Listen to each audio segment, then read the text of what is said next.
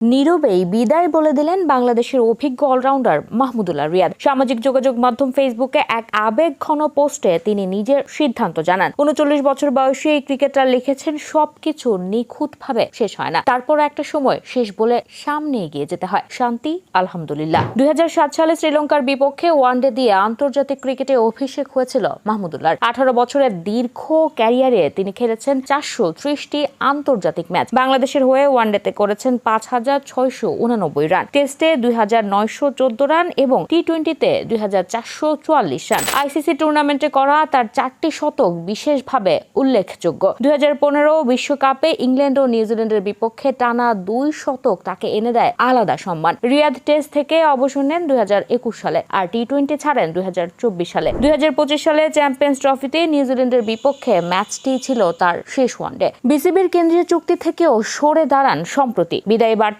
মাহমুদুল্লাহ ধন্যবাদ জানিয়েছেন সতীর্থ, কোচ, সমর্থক এবং পরিবারের সদস্যদের। আন্তর্জাতিক ক্রিকেটে মাহমুদুল্লাহর অবসানের মাধ্যমে বাংলাদেশের ক্রিকেটে এক স্বর্ণযুগের অবসান ঘটল। তার অবদান ক্রিকেট ভক্তরা চিরকাল মনে রাখবে।